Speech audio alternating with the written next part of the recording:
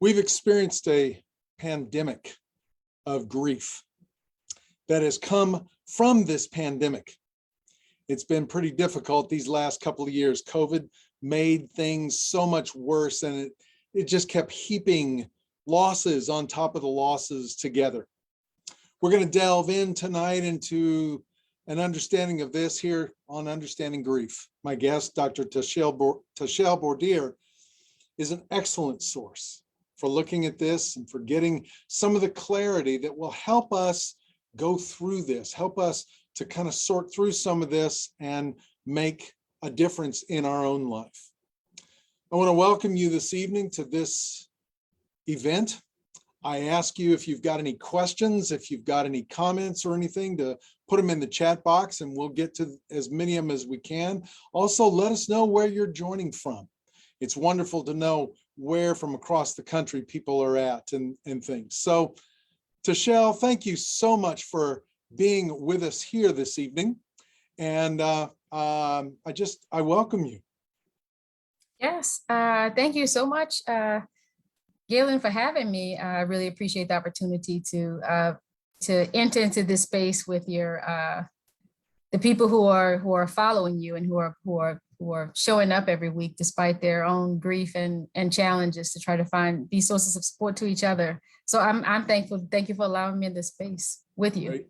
It's so good to have you. You know, yeah.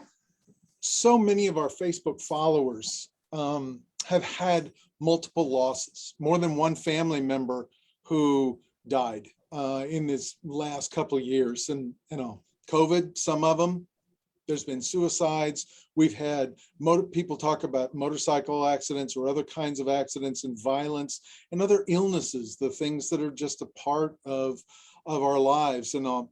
And that has really taken a toll on so many of us. Tashel, some of these things have been plaguing the African-American community for a long, long time.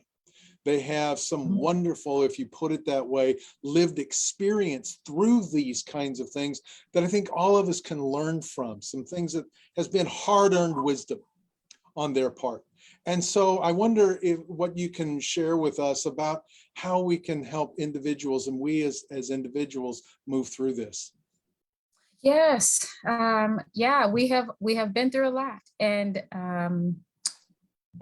you know, also never mind the plane, right? Unruly people on planes, and I like to think of those as grieving people on planes, right? Giving them a different label, and that's a part of this as well.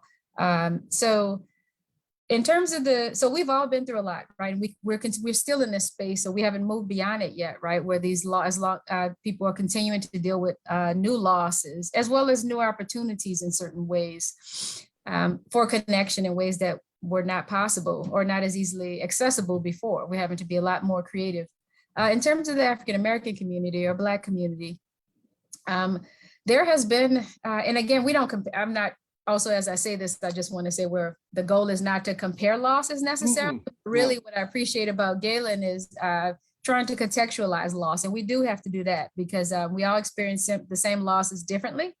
And based on our identities, some of us will be more exposed to, we'll be exposed to different type of losses based on our identities and our social locations. Within Black communities, since being, the losses have been pronounced since really being forcibly brought to the U.S.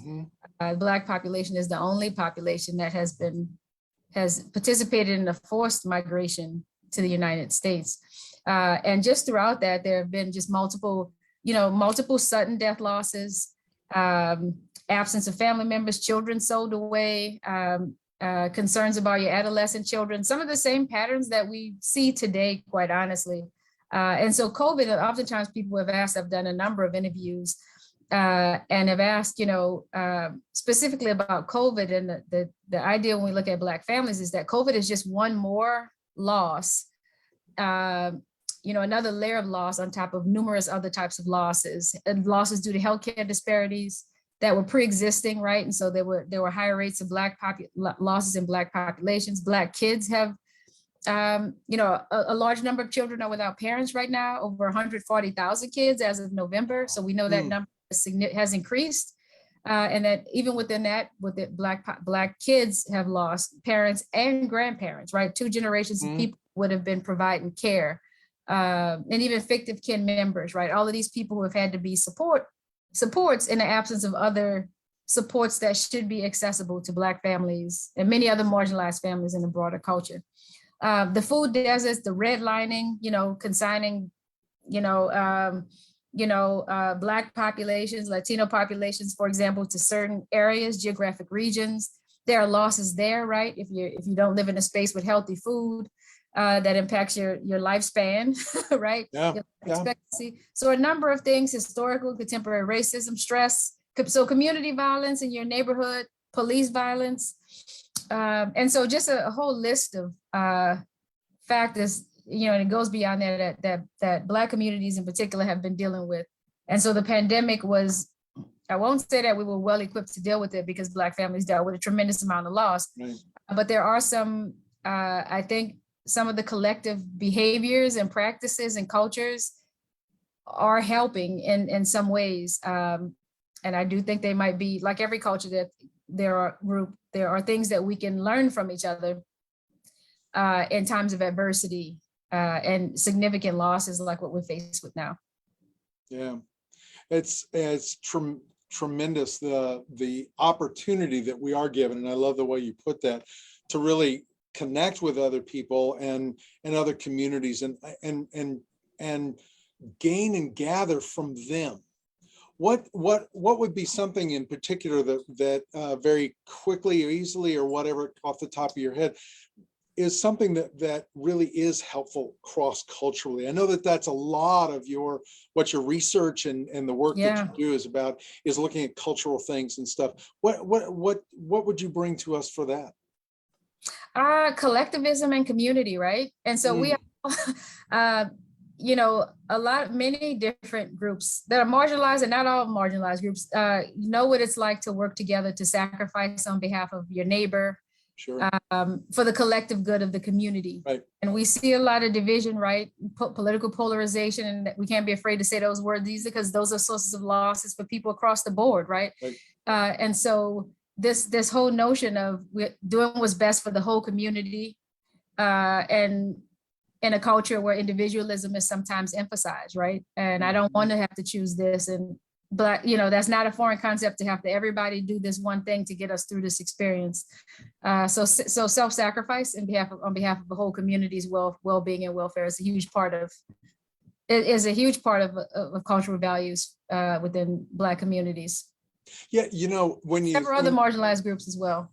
Yeah, and when you said that, it was interesting because where the images in my mind went are the things that we see when like a tornado or an earthquake. Here in Southern California, it's earthquake country and stuff. You're back in Missouri, and the tornadoes that rip through down in the Gulf coasts and things where hurricanes come through, and we see it all the time. In those moments, people come together, they help, they support one another, they clean up, they give what is necessary. We donate to those kinds of things. And it is that whole sense of collectivism that really is within us. Yes, it's there. It really is. And we know how to do that. And I would just hope that, we could carry those things across now in the midst of what we're doing and struggling with. You mentioned 140,000 kids. Yes, as of November now, we're in February. So imagine with this with a spike spike of COVID and that's a huge burden that is going to be played out over a long time. I was speaking with a woman just the other day, and she was looking for resources for her child. Her husband had died from cancer, and something that we're used to thinking about, not with the COVID stuff, but she if we could come together as a community, and her friends and family would reach out to her and provide some of the common things that we need.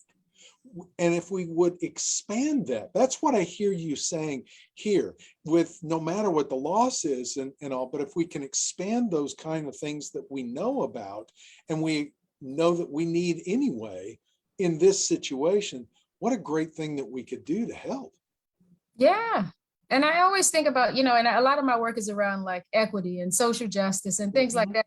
What I often, I saw a wonderful little, sticker the other day, and it was like, equity and helping. Sometimes people are afraid if they relax their hands, relax the fist a little bit, that they will, I don't know, but when you open your hand, you allow gifts to come to you and to also be extended to others, right?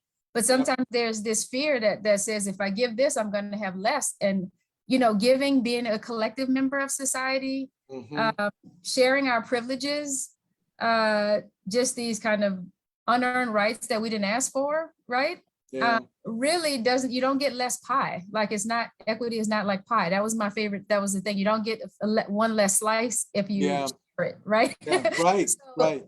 Yeah, and so I love that. But I also hear one other thing that I think it doesn't matter what topic we're speaking of. You said something else that I wanted to just revisit just really briefly, and that's half the time people don't know what to say. And so when I say I do socially just practice, what I'm saying is I advocate on behalf of bereaved populations, right? And I know that you all who are listening, you've heard somebody say something that wasn't helpful to you, that maybe angered you, in fact, although they walked away like a happy carrot thinking they did something kind. So part of it, I think one thing that is just is to overcome this deficit in our broader culture around talking about loss, which is I'm so thankful for this opportunity through Facebook that he is providing to people to be able to get access to resources, and to all of his friends, right, and community members and colleagues who he is using his privilege in this position to bring in other resources for this group, right? And so I'm so honored, and I have so much respect for that. On his behalf, but also, doing what we can to, and when we're bereaved, we don't want to have to do this, but part of it has to do with, boundary setting with people and sometimes having to provide education. If you don't have the energy to say that really offended me, or I still need to talk about my cared about person. Right. I need to talk about all of the 5 people that died from COVID. Now, also, I feel bad because my cousin died from cancer, but it was during COVID, so that death feels overshadowed. I didn't get so being able to send somebody a website. Many of us are online, right? If you know of a website, send it to family members. This is what a bereaved person needs. So that also might help bridge some of these gaps, because a lot of well-meaning people don't do anything because they just don't know what to say or do. I'm sure you all have addressed that, but I want to come back to that in terms of being more of a collective. We can be more of a collective community when we or talk about our cared about persons to people, when we keep them alive for people who don't know what to say or do. That's not your problem, right? Right. That's your loved one. You still get to talk about them and to grieve in your own time and space. And the more we can collectively send that message, the more people will take advantage of technology and go online and see, oh, these are the symbols of, this is what a person seems like when they're grieving, and they don't just grieve for 3 days, and there are no stages of grief, right? So those are some ways we can advocate. Everybody who's on this call and beyond is to do our best. And that can be hard at the heart of at our greatest time of grieving. But if you know of a resource, pass it on, give somebody else the website address. So I just wanted to highlight some of those things too, because those are universal, and everybody on this call who's dealing with grief is oppressed in some way, because you've all gotten some type of message that has said that has tried to impose limits on your grief and your rights at being a bereaved person. And so I encourage you to advocate for yourself, because we dealing with loss is hard enough, and then dealing with people who don't know what to say or who feel ill-equipped, that's not your job to have to do. But doing your part and saying, no, I still need to talk about my person. They still matter to me. I think would go a long way as well. Yeah. I love some of the words that you use here, Tashel. The deficit that we have, we live in a culture that is really power oriented and triumphalistic and being on top and things. And when somebody dies, you're at the bottom.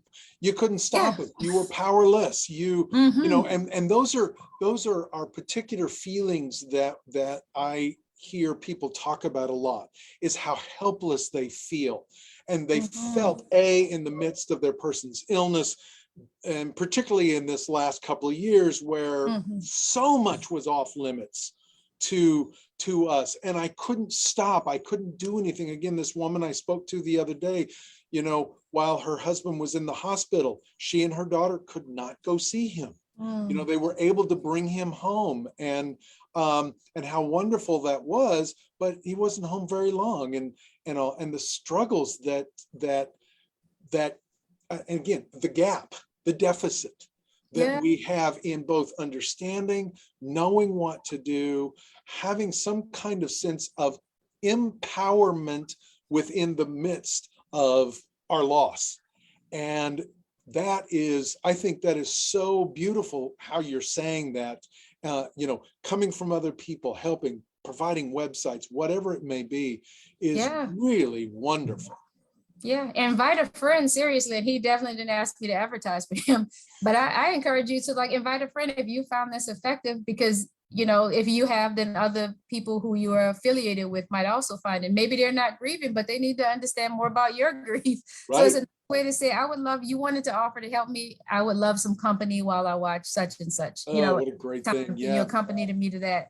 Those are some of the examples of ways in which you can kind of take back your power at a time that feels so which you're faced with so much disequilibrium, and then all of the ambiguity of COVID, right? And so much Oh, out when people are not able to. My own brother was on a ventilator at the start of COVID when things mm, were less, you know, when there were even fewer options and even less education. yeah. And I can recall vividly how crazy making it was, right? To not to know that my brother could not see us, he could not see the physician, Mhm. right? There were everybody's covered, and you know, for 30 days could not see Oh, a human ooh, face.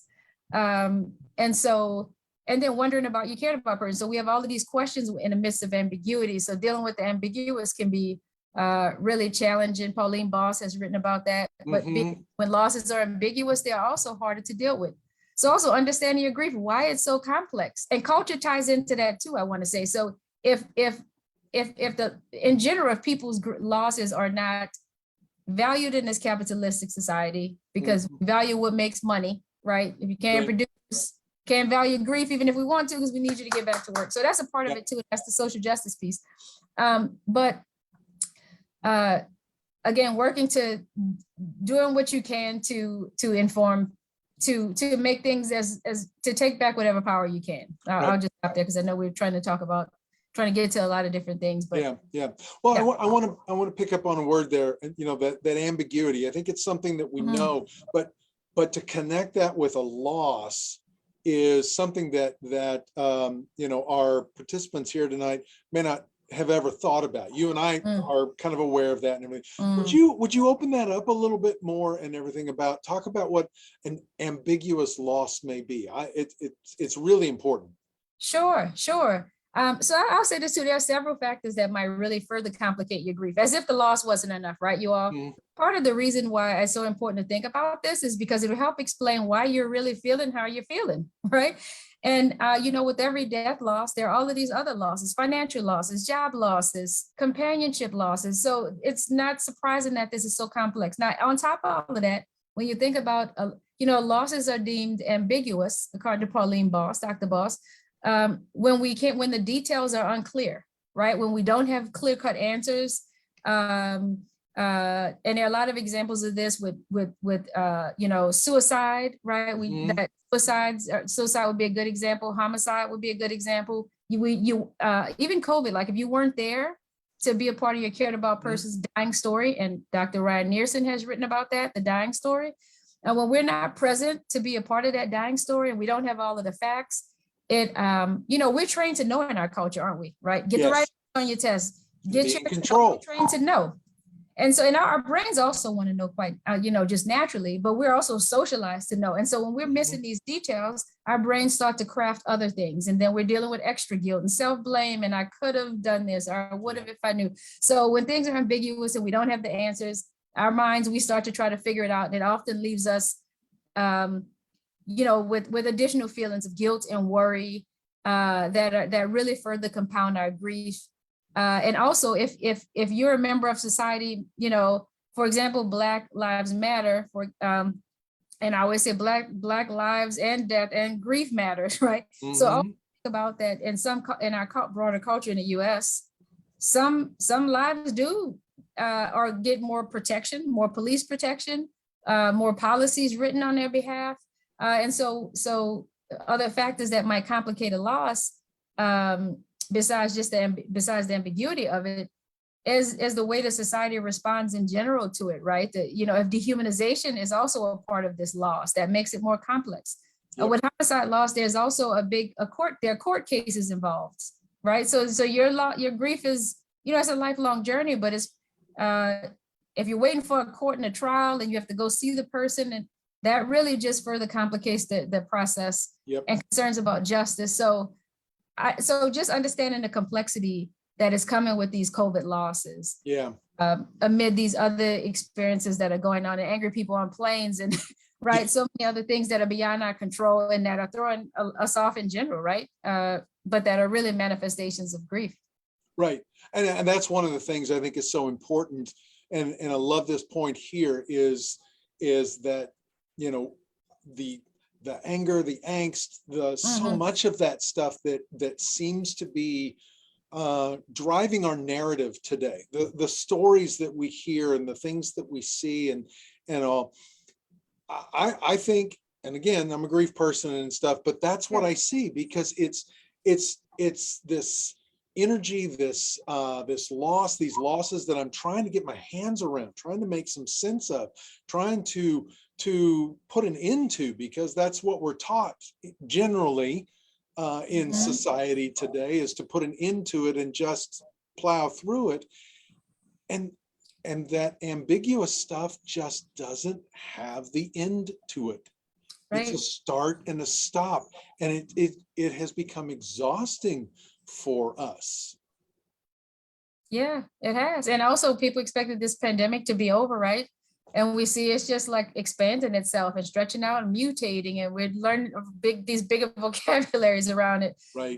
And so, you know, something that also might help is to understand, you know, with any loss, there are new normals, right? There is the, you know, the no longer and kind of not yet for us. And we don't get a whole lot of space and liminality in our culture. So that can be difficult too, right? People expecting you to move on, get rid of the clothes from the closet. I remember that happened to my grandmother. When my grandfather died, her sister just got rid of all of my grandfather's things. You know, so people making decisions for you, and all of those things can be challenging, right? Yeah. So there are a lot of different factors that can challenge our ability to cope. And one is understanding that there will be new norms for us. We will never be exactly as we were before COVID, right? We will be different. And just like in a death loss, we're forever changed by our experiences, not necessarily in negative ways, but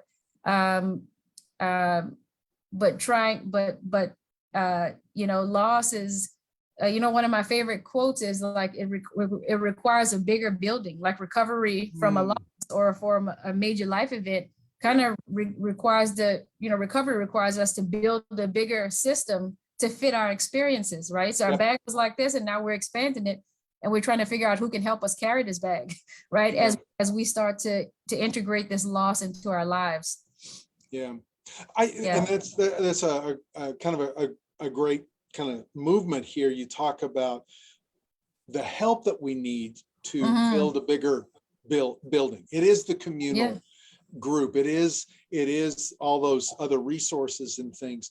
But it's been really hard for the last couple of years because we have been isolated. We have been told, no, don't you dare go out and do that, and don't, you know, put on your mask and stay away, and 6 feet difference. And we just need that humanity with us. And have you found, or do you hear about like some of the rituals that people have done that have kind of bridged that gap? You've talked about gaps a couple of times, but this one in particular, which is just the simple humanity between us that we're missing. Yeah, we're seeing families become more creative in how they're dealing with things, right?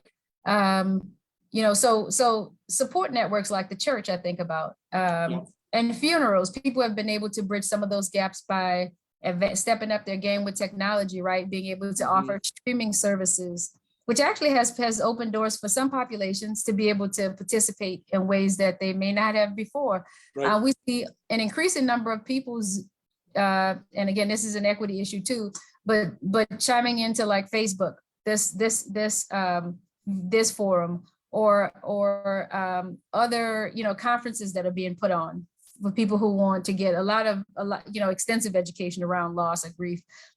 Communities, we're watching parents learn how to do TikTok videos with their teens, right? So some of it has to do with trying something new that we have not tried before. My teenager personally won't do a TikTok with me. If it was like the end of my last breaths, you probably would not. But I have been able to have time with my children that I've appreciated in a different way. And that's one way to think about this too. My children were home for a year and it was a lot. I also was able to have a different, a more involved, more time. And I had to be aware of it too. So part of it is like our awareness about, some people are exploring new interests something that they had been putting off, and understanding that as we shed layers of ourselves, there's still, as long as we have breath in our bodies, there's still opportunities to explore some of these things that we were not able to explore before for ourselves, right? So some of this is self-development, taking advantage of those opportunities. Without denying, without a question, that isolation is challenging. I have done rituals via Zoom with people, giving them ways to, for example, in New Orleans, we do second line. So you play music and you walk around the room. Now we walk around the room, in this case, virtually, where you think about all of you cared about person's favorite places. And it's very empowering ritual. And in New Orleans, what you would do in this second line is music would be playing, because we love music, of course. And that's where much of my research has been done. But when a person dies, if a person has a second line funeral, the funeral goes past all of the deceased person's favorite places. Yep. So Anderson once said, death ends a life, not a relationship. And that's something to think about too. What are some ways that you might still find that you can still feel close to this person? And it's hard. There's no minimization of that. It's hard. No. It's hard and it's going to take time. But in the meantime, so I would picture my grandfather, I would play some music. And since I can't have a second line outside, right, in my house, I just envision myself going past like the church or walking in the mall with some socks on and inappropriate shoes, right? Because that's what he did, or his dress shoes with some sports socks, but he walked his 2 miles. So the bottom line is I find ways to pull together with family, to share stories, sharing your narratives, creating your own narrative of what happened. Take that back, right? There's a narrative that is out there, and there is, what did you want your narrative to be, right? What do you know about your person? If you couldn't be there with them, what do you know enough about them to know that they know that you would have wanted to be there, and that they had to feel you and experience you in a different way. Our cared about persons know our hearts, right? And so figuring out how you might big, if they like brownies, bake brownies for the holiday, right? Or, and involve the children, involve the family. Your uncle died of, he loved my brownies. How about we make his brownies? You help me. You want to do that? And share a story. So figuring out what works in your family. What are some practices that make you laugh, or that make you cry, but that help you feel centered? And those are some of the things I would strongly suggest as ways to take advantage of that. Zoom calls, they're not the same. Because you might see your family members more by Zoom than you would have by being able to travel to see them. So giving it a try and teaching people who don't know how these things work, because Zoom can be figured out. Yeah. If people have access to technology. I was able to hear, and you call it a second line. Here in Southern California, we'll do a car pass. Of course, we're a car culture. We will drive to those different places. Of course, they may be 50 miles apart too, and stuff, where we live here and stuff. But hearing you talk about that and translating that experience into what is possible. COVID and some of these other things have put up barriers and boundaries. But part of what empowerment is, and this is what I love to hear you saying, part of what empowerment is figuring out ways to go over and beyond those boundaries. And our mind is a marvelous way to do that. Yes. It is probably, to imagine what it looks like. If you've been there, you know what their house looks like, you know what their favorite foods are, as you've said, and to with intention. This is one of the things I always tell people, is to do those things with intention. I am going to do this now, make the brownies to remember my uncle because he loved them. And there's something about your mind taking that intention and doing those that really just ups the ante for the grief work that you're doing and the things that you need to do in that moment. Light a candle. Light a candle. Sometimes I'm hesitant about planting a plant, because if it dies, then that can be a grief trigger again. Yeah, that's true. Things that are tangible. You enjoy the brownies and they go away, you know that was going to happen, but you enjoyed the brownies. So things like that you can also involve the family. Surround yourself with people who get it, who are good listeners. We all need multiple kinds of friends. The listener friend, the friend who'll be angry with you. We might not be able to get everything you need from one person. So stretching it out and contacting that person on the day that you need those certain things. And you also have the right to avoid people in situations that won't help you on a given day. Know that your reactions will be up and down. You'll go from, it's okay to laugh if you're grieved, if you're bereaved. You will have a variety of emotions. I just want to remind us all of that. They're triggered around anniversaries or special holidays and things like that. And give yourself time. So these are your rights. Give yourself time, prepare in advance that a few days leading up to this, I might need some, try not to plan a whole, well, not that we have much to plan right now with COVID, but try to be conscious of your planning and your boundary setting around those times. We're going to get through this, y'all. It's hard, but we will get through this. And remember, wherever you can think about, the deal is we want answers, but we're also so smart and we can come up with new things because we do have these brilliant minds. And trying to figure out how we can do that in some quiet space. I do my best thinking in the quiet when my kids go to bed. What's your best space? Think about that. Yeah. And again, how empowering that is, and what a great way to respond back to our grief, which makes us feel so helpless and disempowered, is by stepping forward and saying, I'm going to do this, and commit ourselves to that. That is engaging our grief and wrestling with it, and building the bigger, house, if you will, that will now hold this experience for us. Yeah. Oh, Tashel, thank you so much. What a wonderful huge storehouse of help and support and information that you have offered to us tonight. Thank you. I am so grateful to have you talk to our community here tonight. As am I. I see you all, I hear you, and I do honor you, throughout this. Continue to join in this space so that you're able to connect amidst all of this isolation. Y'all take good care, okay? Yeah, thank you. Thank you, Tashel, and thank you to each of you for joining us this evening. Follow us on Facebook so that you can have some more experiences like this. We will continue to have wonderful guests and revisit these issues over and over again, because that's what grief does. It makes us revisit stuff in our life. And so thank you for being with us tonight, and we are sending you peace as you grieve your loss.